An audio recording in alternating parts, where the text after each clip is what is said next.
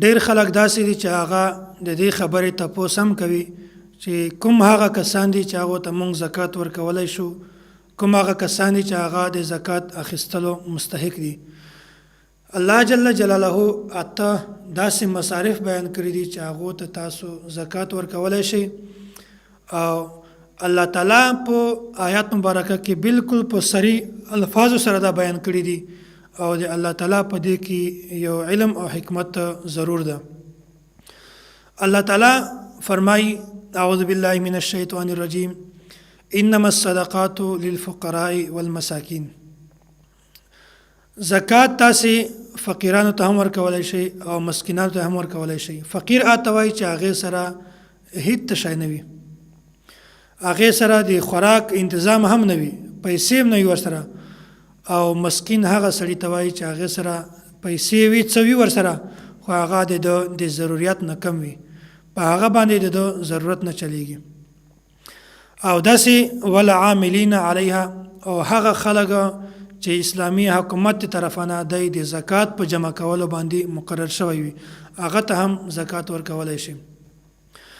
والمؤلفة قلوبهم، او داسې خلک چې د هغه په زړو کې الفت محبت اچول مقصود وي.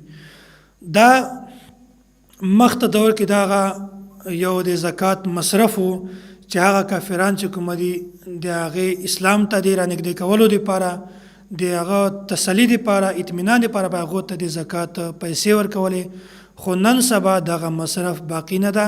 داسې کسانو ته روپۍ نشي ورکولی د زکات والې، بلکې غیر مسلم ته خو بالکل شرعاً اوس زکات ورکول هم جایز نه دي. او داسې د غلام په آزادولو کې هم تاسو د زکات پیسې لګولی شئ.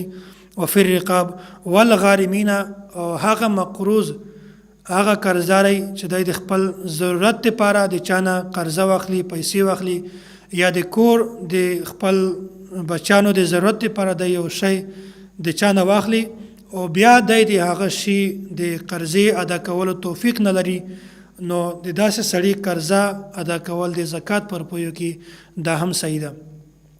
یا داسې کس وي چې هغه پیسې ورسره وي، خو کدی چېرته هغه خپل قرضه په دې پیسو باندې ختم کړي او بیا دی صاحب نصاب نشي پاته، د ده نه پیسې د نصاب نه کمې شي، نو د داسې کس په قرضه کې هم د زکات روپۍ ورکولی شي.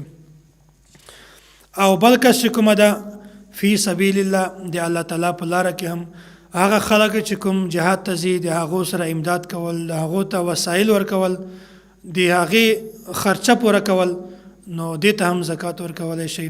او بل کس ته ابن سبیل، هغه کس چې دی مسافر وي، په لاره کې د ده نه پیسې ختم شي، هغه کس ته هم تاسو زکات ورکولی شي.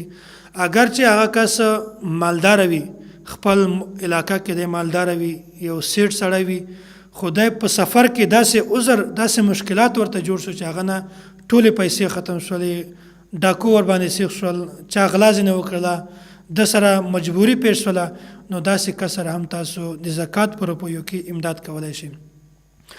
بهترین مصرف چې کومه ده هغه دینی مدارس دي، د هغې سره هم تاسو د زکات په ترتیب باندې امداد کولی شئ، ځکه چې په دې کې د دین اشاعت هم راځي، د دین حفاظت هم راځي، او د زکات ادایګي هم راځي. دې کې ډېرې زیاتې ثواب تاسو ته میلاویږي. نو الله تعالی دې مونږ تاسو ته د په صحیح طریقه باندې د زکات ادا کولو توفیق را نصیب کړي.